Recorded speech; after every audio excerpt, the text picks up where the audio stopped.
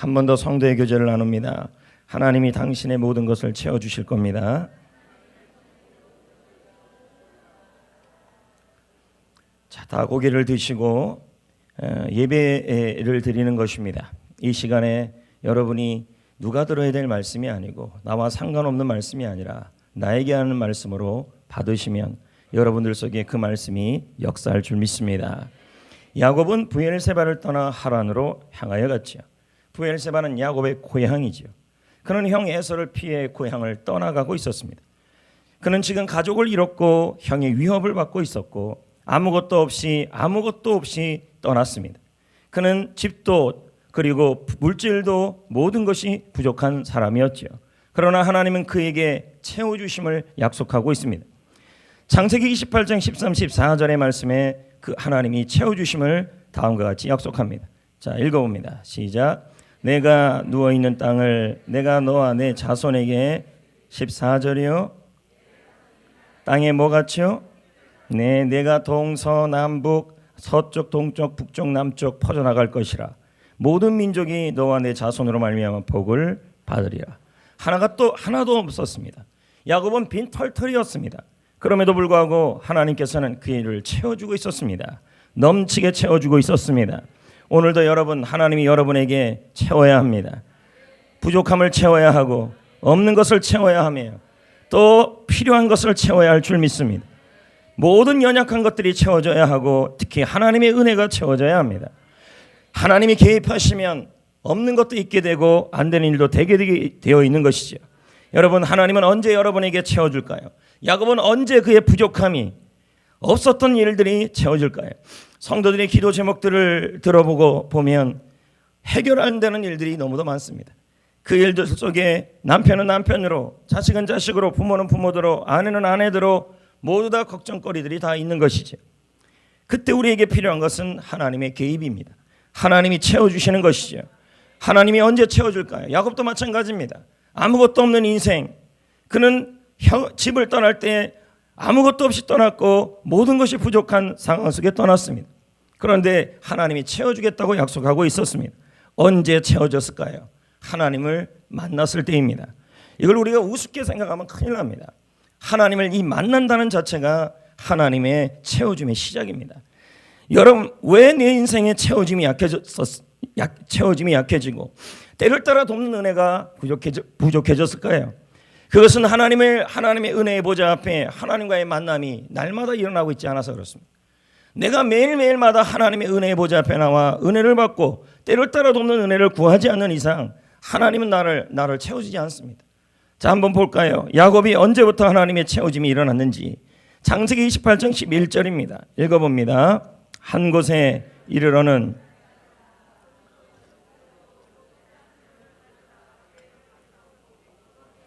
자, 야곱은 혼자지요? 아무도 없었지요?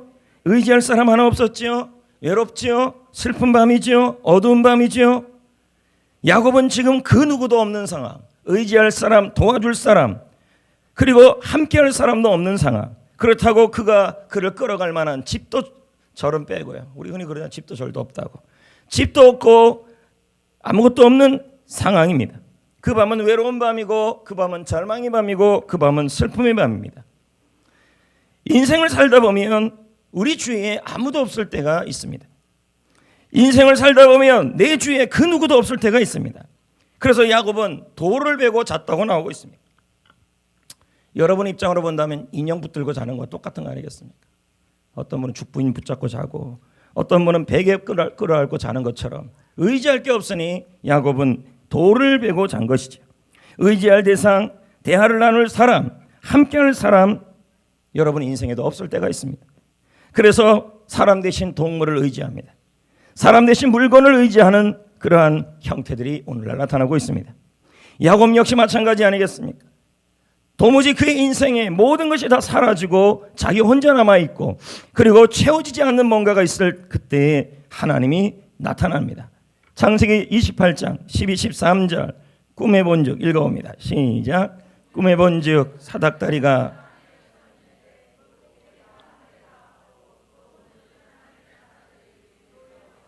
오르락내리락 하고 13절 또 본즉 여호와께서 그 위에 서서 이르시되 나는 여호와니 너희의 조부 아브라함의 하나님 이삭의 하나님이라. 내가 누워있는 땅을 내가 너와 내 자손에게 주리라. 이렇게 말씀하고 있습니다. 아무것도 없었습니다. 그 누구도 없었습니다. 도울 사람도 없고 가진 것도 없는 사람. 그는 가진 것도 없고 도울 사람도 없는 사람입니다. 인생의 문제를 해결할 수 있는 능력도 없는 상황 속에 있었습니다. 물질이라도 있으면 해결할 텐데, 능력이라도 있으면 해결할 텐데, 인맥이라도 있으면 해결할 텐데, 인맥도 없었고 물맥도 없었습니다. 아무것도 없었습니다. 하나님은 야곱은 그때 꿈을 꿨습니다. 사닥다리가 땅에서부터 하늘로 서 있는 것을 보았습니다. 그 꼭대기가 하늘에 닿아 있었습니다. 야곱이 그 꼭대기를 봤더니 하나님이 서 계신 것이 보였습니다. 부족한 사람, 없는 사람, 아니 모든 것이 없는 사람이 부족한 장소에 누워 있었습니다. 오늘 이 자리에 부족한 사람일 수가 있습니다. 사람이 부족하고 물질이 부족하고 건강이 부족한 사람입니다. 내가 있는 장소 역시 부족한 장소입니다. 무엇인가를 얻을 수 있는 장소가 아닙니다. 그런데 나는 거기 누워 있습니다. 아무도 없습니다. 외롭습니다. 절망입니다. 한숨만 납니다. 그런데 하나님이 서 있었습니다. 하나님이 서 있는 것이 보였던 것입니다. 이때 하나님이 야곱에게 말합니다. 여러분 보십시오. 부족합니다. 형제도 없고 가족도 없고 물질도 없고 집도 없는 상황, 아무것도 없는 이 부족한 상황, 그 부족함 속에 있었지만 그에게 하나님의 말씀이 임하고 있었습니다. 여러분 부족함이 중요한 것이 아닙니다. 아무리 풍족해도 주의 말씀이 풍성하지 않는다면 그 사람은 가난한 사람입니다. 아무것도 없지만, 사람도 없고 외롭지만, 요즘 나의 신앙생활을 할 때 내 주위에 그 누구도 없는 사람이 있을 수도 있습니다. 주의 사역을 하고 주의 일을 할 때 주위에 사람들이 뿔뿔이 없어져서 나 혼자 남아 있다 할지라도 사람의 소리가 아니라 하나님의 소리가 들리고 있다면 그 사람은 영이 살아있는 풍성한 사람. 주위에 교회도 보고 아파트도 가고 외부에 나가도 주위에 사람이 너무 많습니다. 사람이 너무 많아서 하나님의 음성이 안 들린다면 그 사람은 사람만 많은 것이 실제로 영적으로는 가난한 것입니다. 여러분, 야곱은 부족했습니다. 그러나 13절에 하나님께서 서서 이르시되, 이렇게 나와요. 부족한데 이르시되, 없는데 이르시되, 가진 것이 없는데 이르시되, 친구가 없는데 이르시되, 가족이 없는데 이르시되, 하나님이 이르시되. 그에게 말씀의 귀가 열렸습니다. 말씀이 들렸습니다. 그 말씀에 하나님이 이렇게 말합니다. 나는 야곱에게 말하기를 나는 아브라함의 하나님이다. 나는 이삭의 하나님이다. 이것을 말씀하고 있습니다. 아브라함은 야곱의 조부입니다. 그런데 그는 죽었습니다. 이삭은 아버지입니다. 그러나 옆에 없습니다. 아브라함은 돌아가시고 이삭의 아버지는 옆에 없습니다. 그러나 하나님은 말합니다. 아브라함, 이삭만 언급한 것이 아니라 돌아가신 너의 조부 아브라함은 죽었지만 나는 하나님으로 살아있다. 너 옆에 네 아버지가 곁에 없어 도와줄 사람이 없지만 너의 이삭의 하나님, 나의 하나님은 떠나지 않고 있다. 지금 그렇게 얘기하고 있는 것이죠. 사람은 옆에 없어요. 사람이 부족해요. 외로워요. 돕지 못해요. 물질 없어요. 갈 곳 없어요. 살 것 없어요. 아무것도 없어요. 그러나 하나님을 만나고 있는 것입니다. 오늘 여러분, 지금의 여러분의 현실에 이삭처럼 가족도 물질도 상황도 모든 것이 부족하고 없는 상황에 처해진다 할지라도 하나님을 만나고 하나님의 임재와 하나님과의 관계가 살아있는 사람은 반드시 회복이 될 것이며 하나님이 채워줄 것입니다. 중요한 것은 있냐 없냐의 문제가 아닙니다. 이스라엘 백성들이 40년 동안에 먹고 입고 마시는 것 때문에 굶어 죽지는 않았습니다. 주의 말씀을 따르지 않아 죽은 거죠. 결국은 말씀이에요. 채워주실 겁니다. 신앙이 살아나야 합니다. 여러분, 하나님께서 우리를 어떨 때는 혼자 둘 때가 있어요. 외롭게 할 때가 있어요. 주위에 친구 하나 없고 주위에 부모님도 없고 때로는 우리를 모든 것이 다 끊어버릴 때가 있다는 겁니다. 누구처럼? 이 야곱처럼. 우리를 철저히 혼자 둘 때가 있다는 거예요. 어디다 주위에 사람은 많은데 마음을 열 만한 사람이 없다는 거죠. 그럴 때가 있다는 거죠. 여러분, 하나님이 모든 일은 하나님의 계획 속에 일어나는 일입니다. 하나님이 여러분을 외롭게 할 때는 다 뜻이 있는 겁니다. 그래서 외롭게 했다고 그래서 여기저기 전화 걸어가지고 사람 만나보세요. 안 채워집니다. 더 문제가 생깁니다. 하나님이 외롭게 하셨다면 외로움을 누려야 합니다. 그 시간 동안 외로워해야 합니다. 인간의 시기마다, 인생의 시기마다 사람을 의지하지 말라고 하나님은 늘 고난이라는 사건을 둬요. 우리는 그 고난을 통해 하나님의 뜻을 더 깊이 알고 성숙해질 것입니다. 그래서 내가 여러분이 믿음으로 잘 서 있으면 이 힘든 상황에서, 외로운 상황에서, 고난의 순간에서 여러분이 믿음으로 잘 서 있으면 나 때문에 내 옆에 있는 사람들까지도 영적으로 부유해질 것입니다. 여러분이 병에 걸려 있어도 천국에 대한 확신을 가지고, 아니 불치병에 걸려 있어도 천국에 대한 확신을 가지고 평안한 모습을 보이면 힘들어하는 식구들이 부유해질 것입니다. 여러분의 얼굴이 그렇게 중요한 것입니다. 하나님께서 좋은 것을 주시려고 외롭게 하십니다. 우리를 바닥에, 우리를 어둠 가운데 홀로 두실 때가 있다는 걸 아셔야 합니다. 모세도 그랬고 예수님도 그랬고 다윗도 그랬습니다. 하나님이 모세를 사랑하지 않아서 광야라는 곳에 40년을 외롭게 두셨겠습니까? 하나님이 예수님을 버리셔서 광야 40일 동안에 외롭게 기도하게 두셨을까요? 하나님이 다윗이 미워서 광야에서 사울에게 도망다니게 했을까요? 그렇게 외롭게 하고 광야 속에 두시고 고통스럽게 만드신 데에는 하나님의 귀중한 뜻이 있습니다. 그럴 때는 어떻게 해야 돼요? 기다려야죠. 외롭게 있어야죠. 교회 오면 만날 사람 하나도 없다 그래서 여기저기 전화해서 먹을 거 쇼핑하고 다니고 가짜를 자꾸 채우시지 마십시오. 하나님이 교회 생활하면서 신앙생활하면서 가정에 돌아갔는데도 끊임없이 나 혼자라고 느껴지는 사람이 있을 것입니다. 그럴 때 여기저기 하지 마시고 이때는 하나님과 나와의 절대 고독입니다. 이것은 하나님과 내가 하나님에게 집중하라는 하나님의 놀라운 메시지임을 기억하셔야 돼요. 괜히 옛날 친구들 전화해가지고 만나면서 뭐 동창이는 괜찮아요. 네. 괜히 또 동창회 갔다가 목사님 뭐라 그러는 건 아니에요. 네, 가십시오. 네, 네, 그렇습니다. 그렇다니까요. 그래야 합니다. 그래야죠. 우리는 사람들은 뭔가를 채우려고 여러 가지를 만나고 찾습니다. 그러나 자꾸만 만나보고 자꾸만 얻어보세요. 하나님이 우리를 끊어갈 때는 나 좀 만나자는 의미예요. 하나님께도 나아가라는 말이에요. 근데 우리는 그 허전함을 사람으로 채우고 쇼핑으로 채우고 스포츠로 채우고 명예로 채우고 채워지지가 않습니다. 얻어보세요. 또 지루해집니다. 아무리 좋은 물건도요. 샀지요? 그냥 샀다 그러세요. 근데요. 그 만족은 얼마 못 갑니다. 이것보다 더 좋은 것이 있을 텐데라는 생각이 또 듭니다. 분명히 하나님의 뜻이 맞는 것 같은데 그런데도 뭔가 잘 안 되는 일이 생기고 분명히 하나님 뜻이 맞는데도 뭔가 좀 다 끊어지는 일들이 자꾸 생기고 뭔가 하나님의 뜻대로 분명히 하나님 뜻이 맞는 것 같은데 일이 뜻대로 안 된다는 거죠. 그렇다면 어떻게 해야 되는데요? 기다려야 합니다. 근데 우리는 이 기다리는 걸 잘 못해요. 로마서 8장 25절에 다음과 같은 말씀이 있습니다. 로마서 8장 25절 읽어봅시다. 시작. 만일 우리가 인생을 살면서 하나님 말씀대로 순종했는데 당혹스러운 일이 일어날 때가 있어요. 그럴 때 어떻게 해야 되는 거예요? 이때 하나님이 나를 외롭게 할 때가 있다니까요. 물질도 외로워지고 사람도 믿었던 사람도 떠나가 버리고 그리고 하나님도 그렇게 할 때가 있어요. 이때는 여러분이 해야 될 일이 뭐냐면 철저히 하나님을 만나는 거예요. 이거예요. 그래야 채워져요. 아브라함이 그랬어요.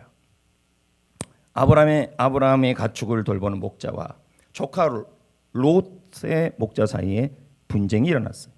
그러자 아브라함은 믿음이 있었기에 양보를 했어요. 그는 말합니다. 우리 싸우지 말자. 야, 이 정도 남았으면 하나님 복 줘야 됩니다, 여러분. 우리 싸우지 말자. 야, 이거 나쁘잖아요, 롯의 목자들이. 예? 우리 싸우지 말자. 네가 자하면 나는 우하고 네가 우하면 나는 자하겠다. 아브라함의 진심이죠. 양보죠. 져주는 거죠. 맞잖아요. 이 정도 했으면 하나님도 어떻게 해야 돼요?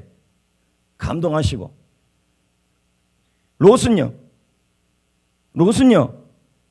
이 정도 했으면 롯은 어떻게 돼?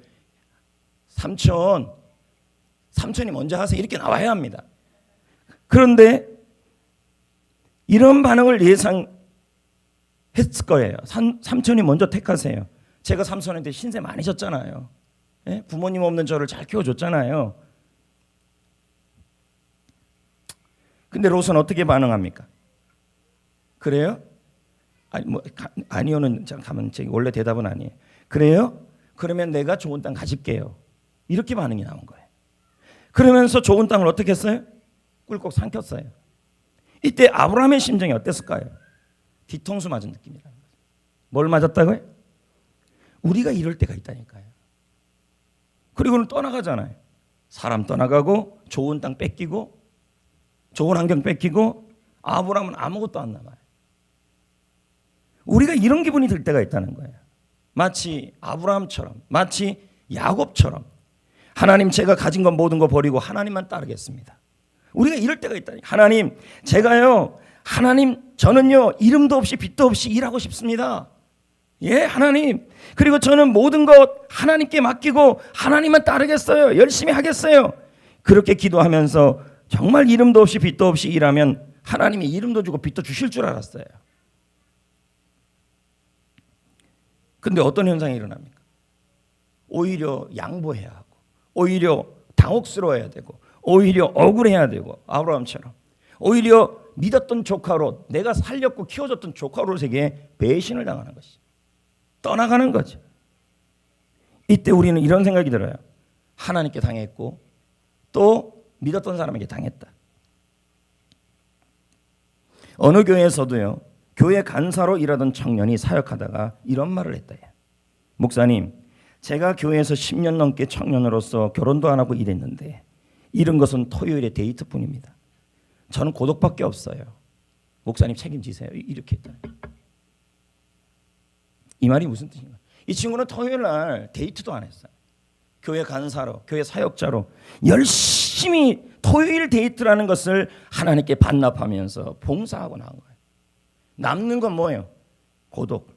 남는 건 뭐예요? 아브라함처럼 나는 양보했고 이름도 없이 빛도 없이 사역했는데 하나님이 나에게 그냥 갑자기 뭐 보아스도 나타나야 되는데 안 나타나고, 그리고 나는 오히려 믿었던 사람들이 다 떠나가는 현상이 일어난다. 한마디로 말하면 하나님께 당하고 목사님께 당했다는 말이죠. 많은 사람들이 자신의 기도로 되지 않으면 하나님께 당했다고 말합니다. 롯이 좋은 땅으로 떠날 때 하나님께 충성했던 아브라함도 이런 마음이 있을지도 모릅니다. 내가 그렇게 양보했는데, 내가 그렇게 양보하고 싸우지 않고 이름도 없이 빛도 없이 양보했는데 이 정도 되면 하나님께서 해결해 주고 더 좋은 것으로 채워줄 줄 알았는데 오히려 믿었고 사랑했던 나의 조카 롯은 떠나가 버리고 좋은 땅도 다 빼앗겨 버리고 남는 것은 빈털터리밖에 없구나, 이런 생각밖에 안 들었을 거라는 거예요.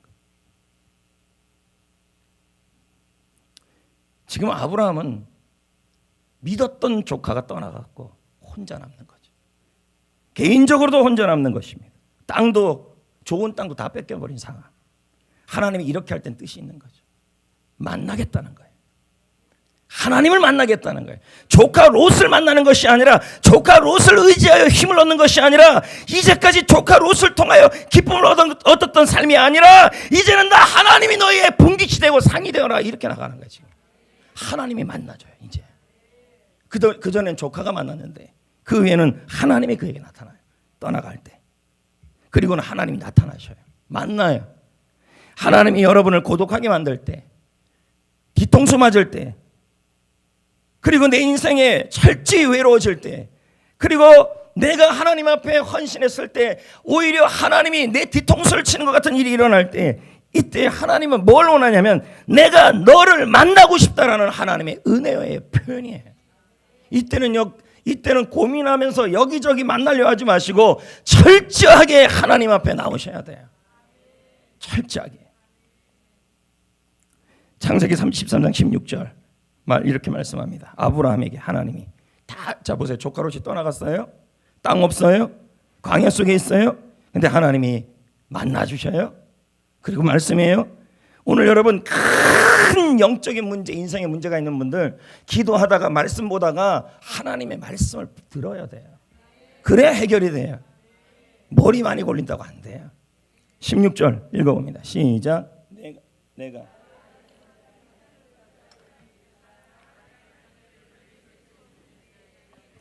자, 이 부분을 한번 상상해 보자고요. 하나님이 왜 땅에 티끌로 표현했을까요? 롯과 그의 목자가 가축대를 이끌고 눈앞에 보이는 좋은 땅으로 아브라함 앞에서 떠났어요. 맞습니까? 당시 포장도로가 있었을까요? 먼지가 일어났을까요? 롯이 떠나가는 뒷모습을 먼지 가운데 바라본 아브라함의 마음이 어떻을까요? 먼지가 막 일어났을 텐데 마음이 얼마나 공허했을까요? 당했다는 느낌이 있었을 겁니다. 그때 하나님이 먼지 가운데 있는 아브라함에게 말씀했습니다. 지금 너 먼지 보이니? 티끌이 보이니? 이 먼지같이 내 자손이 많아지도록 만들어 줄 거야. 너는 외로워지지 않을 거야. 중요한 것은 내가 먼저 너를 만나고 있다는 것이 중요하다. 걱정하지 마라. 이렇게 공허하면 공허한 대로, 아프면 아픈 대로 그냥 기다리고 있으면 하나님이 오셔서 만나 주십니다. 그 빈자리를 채워 주십니다. 외롭습니까? 목마릅니까? 답답합니까? 하나님이 채워주실 겁니다. 하나님은 지금 그분 자신이 채워줄 것을 믿고, 하나님은 그분 자신이 채워줄 걸 믿고 의지하고 기다리는 믿음을 의롭게 받습니다. 창세기 15장 6절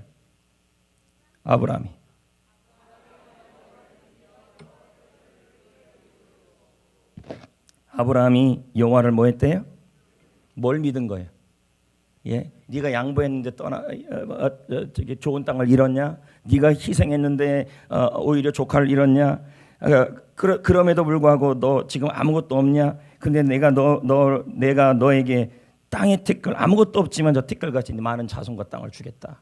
이것을 이 하나님을 믿었다는 거죠. 그걸 하나님이 뭐로 봤다는 거예요? 의로 봤다. 여러분의 필요한 것은 바로 이 믿음인 것입니다. 믿음으로 기다리셔야 합니다. 가짜로 채우지 마시고 진짜를 채우셔야 합니다. 하나님이십니다. 목마른 가운데 하나님의 채우심을 믿고 기다리십시오. 결국 인생은 하나님으로 결판나는 겁니다. 아까 말한 교회의 그 청년 간사 역시도 그런 거 아니겠습니까? 물론 지금 그 청년의 결말이 어떻게 나는지 모릅니다. 그러나 하나님이 돌아가신 분은 아니지 않습니까? 주를 위해 헌신했잖아요. 주를 위해 나아갔잖아요. 이름도 없이 빛도 없이. 그러나 아무도 알아주지 않잖아요. 아무도 기억해 주지 않잖아요. 나는 뒤통수 맞은 것 같잖아요. 그리고 내 주위에 아무도 없잖아요. 토요일 데이트 시간 다 반납했잖아요. 그럼에도 불구하고 하나님이 위해 나갔잖아요. 자, 그렇게 철저하게 하나님이 고독으로 만들 때, 다윗처럼, 모세처럼, 예수님처럼 고독스럽게 만들 때, 그때는 하나님이 그를 만나주겠다는 거예요. 그리고 채워주겠다는 거예요. 방법은 하나님이라는 거죠. 그러므로 여러분, 인맥보다 하나님의 맥이 더 중요해요. 신맥이에요. 유력한 사람들과 친분을 유지하면 성공에 큰 도움이 될 겁니다. 그렇죠? 이걸 뭐라 그래요? 인맥이라잖아요.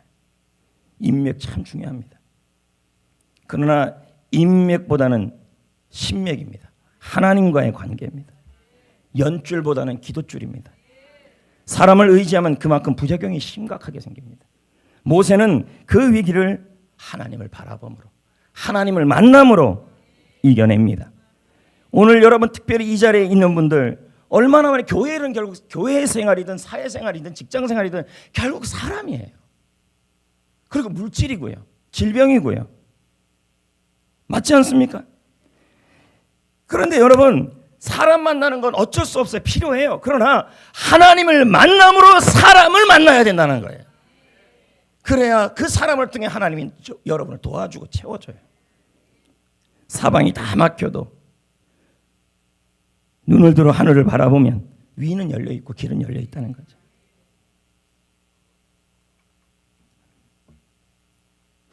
예수님이 갈릴리 호수에서 제자들에게 다가오셔서 밤새 고기를 제자들은 잡았어요. 근데 빈 그물이었죠. 역시 야곱처럼 아무것도 없었죠. 주님이 곁에 있는데도 알아보지 못했어요. 예수님이 먼저 그에게 다가왔죠. 제자들에게 물어요. 너희들 고기 있느냐? 없습니다. 이렇게 될 때 주님이 철저하게 빈 그물이 되게 할 때, 철저하게 혼자 둘 때, 그건 뭐야? 철저하게 예수님을 만나라는 거예요. 그럼 어떻게 하겠냐는 거예요. 자, 빈 그물이 됐다고요. 야곱처럼 아무것도 없다고요. 그럼 어떻게 하겠냐는 거예요. 주님은 여러분을 박대하지 않아요. 부족하다고. 빈 그물이라고요. 사람 갖고 전화해 보세요. 돈 안 빌려줘요. 도와달라고 그래 보세요. 네가 뭘 해줬냐고 이렇게 나와요. 그러나 우리 하나님은 구하는 자에게 좋은 것을 주시는 분이시잖아요. 그분을 만나야 돼요. 주님만은 나를 박대하지 않아요.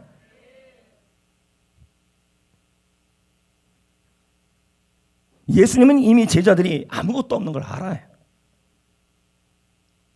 근데 왜 이런 질문을 했을까요? 어떤 의미일까요? 너희들 나 없이, 예수 없이 너희 경험과 지식과 능력만으로 되느냐? 지금 그거 묻는 거예요. 빈 그물이잖냐? 너의 어부라는 경험으로, 사업의 경험으로, 인생의 경험으로 빈 그물 해결할 수 있냐? 나 없이 되냐? 그걸 묻는 거예요. 나를 만나야 된다. 내가 있어야 된다. 내가 없으면 너희들은 아무것도 할 수 없다고 인정할 때 진정한 하나님의 은혜가 임하기 시작해요. 여러분, 하나님의 은혜가 임해야 모든 일에 항상 모든 것이 채워져요. 은혜가 임해야 된다.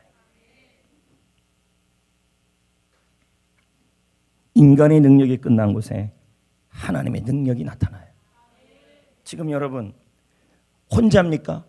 지금 여러분 빈 그물입니까? 야곱처럼 가족에 대한 것에서 외로움을 느낍니까? 왜 하나님이 나에게 빈 그물을 두시고 혼자 두시고 그냥 이렇게 두시라는 거예요? 이런 여러분 자꾸 사람 찾아다니면서 도움 구하면 해결이 안 돼요. 기도하면서 감동이 되었을 때 사람 가는 것이고 그 사람이 오게 만들어놔야 돼요. 하나님이 밀어붙여야죠. 여러분, 주님이 여러분을 절대 고독에 둘 때는, 빈 그물에 둘 때는 하나님 만나라는 거예요. 하나님 의지하라는 거예요. 지금도 내년 어린이 꿈 축제, 어린이 수영장 뭐 이런 거에 있어서 우리 부목사님들한테 달라 그래서 저는 그거 가지고 또 고민하고 막 하고 이렇게 해야 우리 저 정태인 집사님한테 줘서 이제 알아서 하세요. 또 이렇게 해야 되는데 그러기 전까지 제가 다 해야 되는데 다시 저거 다 갖고 물론 계획안이 들어와도 제가 다 일일이 다 점검해야 돼. 근데 거기도 이제 사람들 만나고 하는 데 있어서 절대 먼저 이제 안 만날 겁니다. 하나님 붙잡고 하나님 만나는 데 집중할 겁니다. 그리고 나서 하나님이 일하도록 할 겁니다. 이 일이 저 혼자 일 아니잖아요. 다 같이 해야 되잖아요. 철저하게 저를 응원하셔야 돼요, 여러분. 이게 어떻게 저 일만의 일입니까? 전 이거 안 해도 목회해요. 근데 지역을 더 잘 섬기고 좋은 소문이 나고 영혼구원에 대한 디딤돌을 만들어야 될 거 아니에요. 그리고 다음 세대에게 좋은 거 만들어줘야 될 거 아니에요. 어린이 수영장 이거요 돈 많이 듭니다. 뭐 교회 예산으로 할 수 있을 것 같아요? 기도해야죠. 뭐 그럼 어떻게 할 건데 목사님? 나도 몰라요. 그냥 기도할 거예요. 그러니까 저를 외롭게 만들지 마시고 기도하고 있다는 얘기를 많이 해주셔야 돼요. 나 혼자 뜬다는 생각하게 하시면 안 돼요. 히브리서 4장 16절에 이런 말씀이 있어요. 한번 봅시다. 그러므로 우리는 시작. 그러므로 우리는 때를 따라 돕는 은혜를 얻기 위하여 어떻게 하래요? 은혜의 보좌 앞에 어떻게 하래요? 은혜의 보좌가 뭔데요? 하나님의 은혜가 매일 나오는 보좌예요.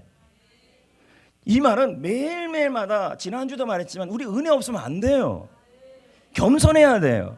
근데 은혜가 있어야만 해요. 왜요? 은혜가 있어야 모든 일이 넉넉해져요. 은혜가 있어야 착한 일을 하는데 하나님이 풍성하게 채워요. 은혜가 얼마나 중요한지 몰라요. 근데 이 은혜가 매일마다 보좌에서 나오고 있다고 그래요. 오늘도 나오고 있고 어제도 나오고 있대요. 그래서 때를 따라 돕는 은혜가 매일매일 나오고 있다는 거예요. 근데 여러분 그 은혜를 좀 못 누리고 있다는 게 문제예요. 매일매일 그 은혜의 보좌에서 하나님의 은혜가 매일매일 나와요. 그 은혜가 얼마나 중요하면요, 여러분의 빈 그물, 여러분의 상황, 그걸 도울 수 있는 은혜예요. 근데 우리는 걱정만 하고 있다는 거죠. 은혜의 보좌 앞에 나와야 되는데. 여러분, 예수님은 생명을 내어주셨죠? 그리고 그분이 지금 보좌에 앉아 계시죠? 생명을 주기까지 하나님의 사랑과 은혜를 베풀어 주었죠? 그분의 보좌에서 흘러나는 은혜란 풍성하고 충만합니다. 디모데전서 1장 14절을 보십시오. 읽어봅니다. 시작.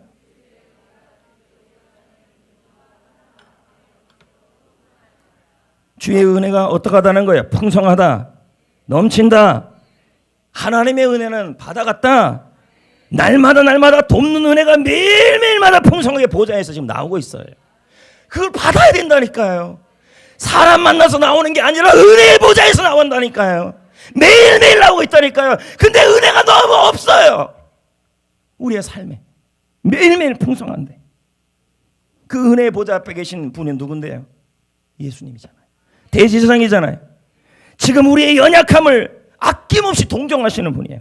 히브리서 4장 15절 볼까요? 시작. 우리에게 있는 대제사장은 우리의 연약함을 모든 일에 우리가 똑같이, 자, 우리의 연약함을 뭐 하시는 분이에요? 동정하시는 분이다. 그럼 보세요. 여러분이 외로운 것도 동정하시고, 여러분이 약한 것도 동정하시고, 빈금을도 동정하시고, 다 동정하셔요. 그래서 뭐 하시는 분이에요? 히브리서 4장 16절, 15절 다음에 16절에 때를 따라 돕는 은혜가 은혜의 보좌 앞에서 은혜를 주려고 그러는 거예요. 그걸 도우려고요.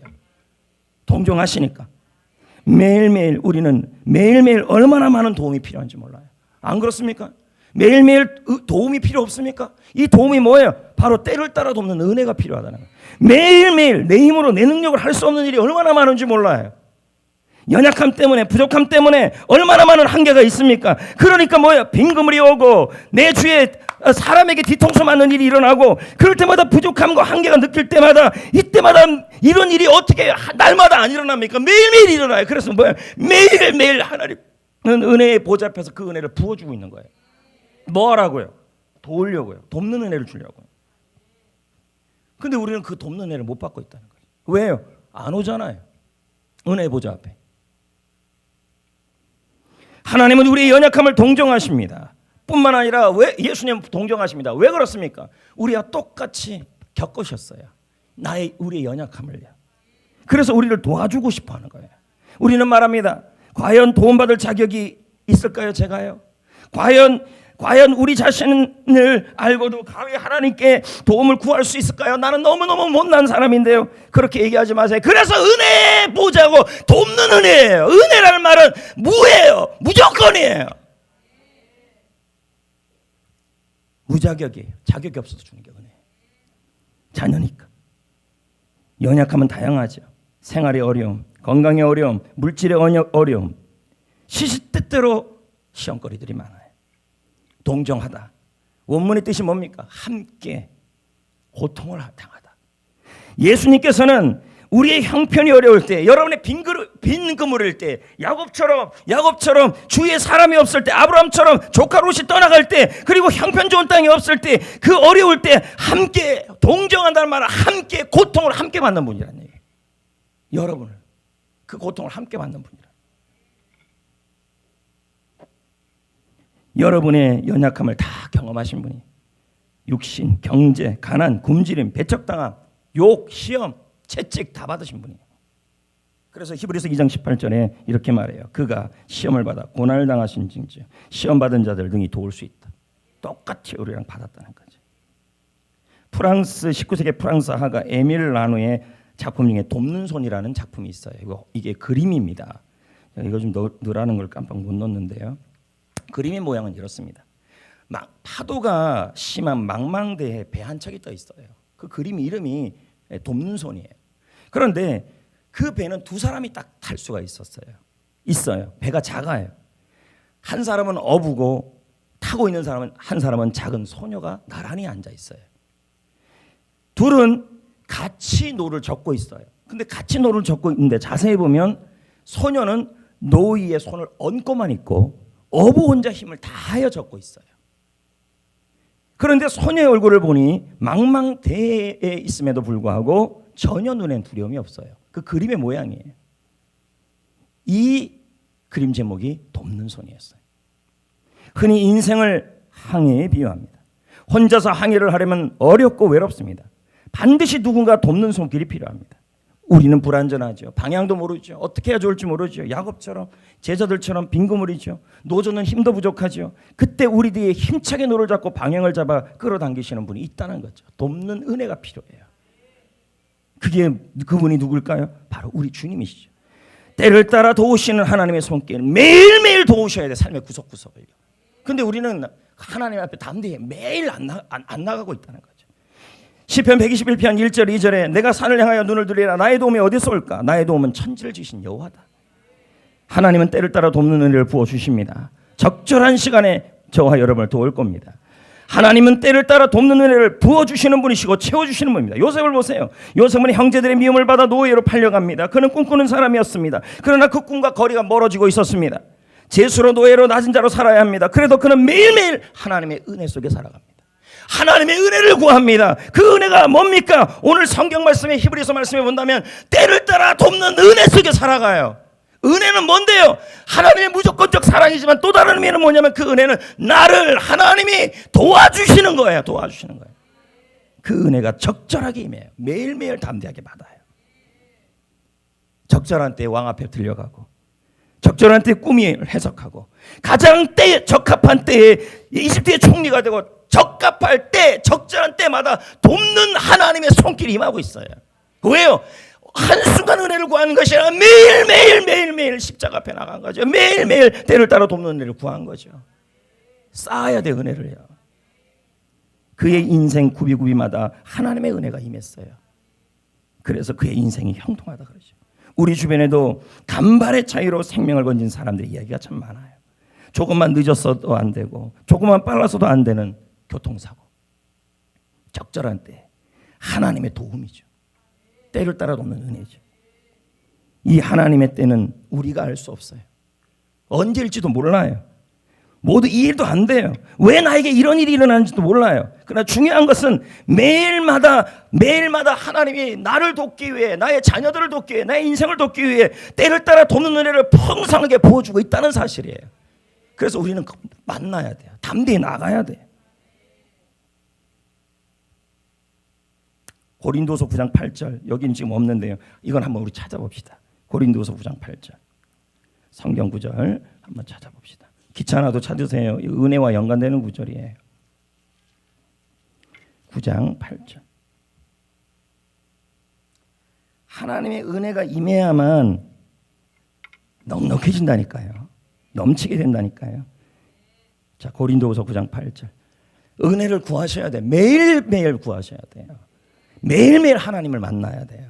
자, 봅시다. 9장 8절 하나님이 시작 하나님이 능히 자 은혜 나와요 안 나와요? 은혜가 어떻게 한대요? 여러분에게요. 자, 은혜가 지금도 넘친다니까요. 매일마다 넘친다니까요. 때를 따라 돕는 은혜가 매일매일 주님의 보좌 앞에 나오고 있어요. 그러면 나 같은 자격 없는 사람도요. 그러면 제자들은 배신한 사람들 아닙니까? 그래도 예수님이 은혜를 부었잖아요. 매일매일마다 때를 따라 돕는 은혜를 준대요. 여러분의 자신에게, 여러분의 인생에게, 빈곤물에게, 야곱에게 매일매일 때를 따라 돕는 은혜를 넘치게 부어주신대요. 근데 그 은혜가 뭐래요? 왜 부어준대? 그 은혜가요. 너희로 모든 일에 항상 모든 것이 넉넉해진다. 은혜가 뭐라는 거예요? 모든 일을 하는데 모든 것이 넉넉해지는 은혜라. 넉넉해지게 돕겠다는 말이죠. 다음에 절 보지 마시고요. 성경 구절 보세요. 네, 딱 읽어요. 시작. 모든 착한 일을 뭐가 있어야 돼요? 은혜가 임하면 하나님께서 도와주신다는 거예요. 어떻게 해요? 모든 착한 일을 넘치게 하도록. 은혜가 임하면 모든 일에 항상 모든 것이 넉넉하도록 도와준대요. 결국 왜 넉넉하지 못해요? 은혜가 매일매일 구하여 넘치고 있는데 담대하게 은혜의 보좌 앞에 매일 안 나오기 때문이라는 거죠. 겸손하게. 은혜는 지난주에 뭐라 그랬습니까? 은혜가 없으면 난 살 수 없다는 고백이에요. 여러분, 저는 묻고 싶어요. 날마다 모든 일에 항상 모든 것이 넉넉해지는 돕는 은혜 임해야 되지 않겠어요? 역시 여러분, 문제는 뭐의 문제예요? 하나님과 하나님의 은혜의 문제예요. 은혜 떨어지면 큰일 나요, 여러분. 요즘은 은혜 안 된대. 그 말이 함부로 쓰면 큰일 나요. 은혜 안 된다는 말은 때를 따라 돕는 은혜 아니면 없어도 된다는 말과 똑같아요. 무서운 말이에요, 여러분. 왜 은혜가 없어요? 담대하게 나와야죠. 여기 나온다는 말이 뭔데? 현재형이에요. 한 번 나오는 것에서 끝나는 것이 아니라 보좌 앞으로 매일매일 가까이 매일매일 하나님을 만나라는 말이에요. 은혜를 매일 구하라는 말이에요. 오늘도 때를 따라 돕는 은혜를 주옵소서. 그 은혜를 통하여 모든 일에 항상 모든 것이 넉넉하게 하여 주옵소서. 은혜가 임하면 이렇게 나타나요. 아멘. 결국 하나님과의 신맥이에요. 새삼 많이 느껴요. 원래 저는 인간관계를 잘 못하는 사람입니다. 근데 하나님의 비전을 위해, 하나님의 꿈을 위해, 지역을 섬기기 위해 못하는 인간관계를 하려니까 자꾸 이게 뭐예요? 사람들과 정치가들과 뭐 시장 뭐 이렇게 하려고 그러니까 자꾸 문제가 생기는 거였어요. 이제 이걸 깨달았어요. 먼저 하나님이에요. 먼저 은혜고요. 맞잖아요. 능히 모든 은혜를 너희에게 넘치게 할 거다. 지금 매일매일 넘치고 있다. 그럼 어떻게 해야 돼요? 그 은혜가 임하면 어떤 인데요? 모든 일에 항상 모든 것이 넉넉하다. 그 은혜가 임하면 모든 천한 일을 넉넉하게 할 수 있다. 넘치게 할 수 있다. 그렇게 얘기하고잖아요. 결국 은혜가 넘쳐야만, 은혜를 받아야만 어떤 현상이 일어난다는 거예요. 모든 일에 항상 모든 것이 넉넉해지고 모든 착한 일을 넘치게 할 수 있다. 틀렸습니까? 때를 따라 돕는 은혜를 받을 수 있다 이 말이에요. 위기 속에 건짐받고 힘든 일이 있는데 그것이 전화위복이 되고, 이게 다 뭐예요? 적절한 때라는 말이에요. 때를 따라 돕는 은혜라는 말은 right, 정확한 때라는 말이에요. 매일매일 하나님이 그 은혜를 부어주시는데, 그 은혜를 구하기 위해서 구하시면 하나님이 적합할 때 사람 붙이시고, 적합할 때 사람 붙이시고, 적당할 때 건져주시고 보내주시고.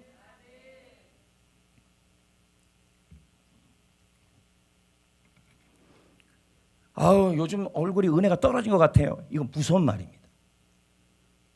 그걸로 끝이 아니라니까요.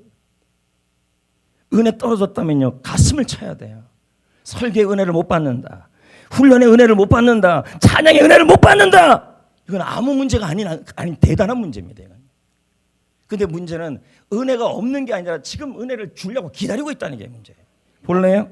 이사야 30장 18절을 보십시오. 하나님이 지금 기다리신다니까요. 근데 왜 우리가 은혜가 없냐는 거예요. 안 오잖아요. 자꾸만 하나님이 오죽하면 여러분 주의를 다 끊어버리겠어요. 제발 좀 나한테 와서 은혜 구하라. 그러려고 그러는 거예요. 18절. 그러나 여호와께서 뭐 하고 계셔요? 뭐 하려고요? 왜 기다리고 있는데? 은혜 주려고요. 근데 여러분 왜 은혜가 없어요? 지난주로 했다면 겸손하지 않아서 이거. 내 주장, 내 생각, 내 경험을 너무 강조해서 그러고, 하나님 없으면 못 산다는 고백이 있어야 되고, 그리고 뭐예요? 기다리는데 와야죠. 매일매일마다 주님 성경을 보든 걸어다니든 차를 타든 코람되어 하나님 앞에 서 있는 마음으로 주여 오늘도 때를 따라 돕는 은혜가 필요합니다. 매일 은혜를 구하셔야죠. 풍성한 은혜인데요. 오늘도 설교 예배 시간에 왔잖아요. 왔는데 앉자마자 뭐 했습니까? 은혜를 구하는 기도를 했습니까? 아니면 멍하니 있다 그냥 앉았습니까? 분주하게 앉았습니까? 예배 시간에 한번 은혜 받는 건 너무도 중요한 일이에요. 여기서 끝입니까? 은혜 베풀려고 하십니다. 일어나신다. 아닌가요? 아니, 18절을 보십시오. 하나님이 기다리고 있죠? 뭐 하려고요? 은혜 주려고요. 그 다음 뭐 하신대요? 일어나신대요. 왜요? 궁일이 여기려고. 은혜 주려고요. 맞잖아요. 기다리는 자에게 복이 있다. 이런 걸 본다면요, 예배 시간에 핸드폰하고 쏙닥쏙닥대고 이게 말이 안 되는 거예요. 말이 안 되는 거예요. 우리에게 은혜 주기 위해서 기다리는 하나님, 은혜 주려고 일어서 계시는 하나님, 우리에게 은혜를 주기 위해서 끝까지 기다리시는 하나님 앞으로 날마다 가까이 나가죠. 어떻게 해요? 주님 만나고 싶습니다. 때를 따라 돕는 은혜를 구합니다. 오늘도 돕는 은혜가 필요합니다. 그것도 때를 따라 돕는 은혜입니다. 왜요? 왜 때를 따라 돕는 은혜냐면 정확한 때에 하나님의 도움이 임해야 되니까요. 사람이 도와줘야 되니까요. 그래서 때를 따라 돕는 은혜예요. 조지 물레가 고아의 아버지잖아요. 먹을 것이 없잖아요. 3,000명을 먹였잖아요. 굶을 처지였잖아요. 매일매일 조지 물레는 하나님 앞에 무릎을 꿇어요. 때를 따라 돕는 은혜를 위해 은혜의 보좌 앞에 나와요. 그러자 하나님은 어떻게 해요? 사람을 보내요. 자, 먼저 사람이 아니라 하나님 앞에 나오고 하나님이 사람을 보낸 거예요. 그래서 먹여주셨어요. 그의 기도 응답은 5만 번이었어요. 이상. 한번 인생을 돌아보세요. 매 순간 하나님의 은혜로 나의 필요가 채워진 경험들이 많아요. 은혜로요, 은혜. 매일의 필요를 채워주신 은혜가, 그 은혜가 우리가 살아갈 소망이고 이유예요. 그러니까 때를 따라 돕는 은혜는 매일이라는 거죠. 하나님이 풍성한 가운데 우리의 쓸 것을 채워주실 겁니다. 이제 우리가 할 일은 뭘까요? 매일매일 하나님의 은혜가 임하도록 해야 돼. 나를 왜 외롭게 하실까? 나를 왜 혼자 두실까? 왜 나를 뒤통수 맞게 하실까? 나를 왜 이렇게 절대적으로 빈곤물로 만들어 가실까? 하나님의 은혜를 구하는 사람이 되라는 거죠. 하나님만을 붙잡으라는 거예요. 그 은혜가 임하면요, 때를 따라 돕는 은혜가 임하면요, 모든 일에 항상이라니까요, 모든 것이 넉넉해질 겁니다. 결국 은혜라니까요. 착한 일이 넘치게 될 겁니다. 그러니까 저도 그렇고 여러분도 그렇고 입에서 뭐가 나와야 돼요? 주님의 은혜로 합니다. 목회도, 셀도, 자녀도, 가정도 뜻대로 안 되잖아요. 그러니까 은혜가 필요한 거죠. 그 은혜를 구하셔야죠. 요즘 나 은혜가 안 된다고요? 셀 모임 가는데 은혜 안 된다고요? 웃기는 얘기입니다, 여러분. 큰일 날 얘기예요. 나 요즘 셀이 은혜가 안 된다고요? 그렇게 은혜 받지 마세요, 그럼요. 은혜가 안 된다는 말은 하나님이 넉넉하게 안 돈다는 얘기예요. 그러면 이걸 심각하게 생각하셔야 돼요. 예배 오는데 은혜 안 된다? 심각하게 생각하셔야 돼요. 어떻게 해야 되는데? 금식을 하든지 하나님 앞에서 철학 기도를 하든지 세일에 갔는데 은혜를 못 받고 있어요. 이게 아주 심각한 상황이에요. 이거는 은혜 차원으로 끝나는 그 차원으로 끝나는 것이 아니라 때를 따라 돕는 은혜가 막혀지는 겁니다. 지금부터 하는 기도 잘 하셔야 돼요. 하나님 정신 차리겠습니다.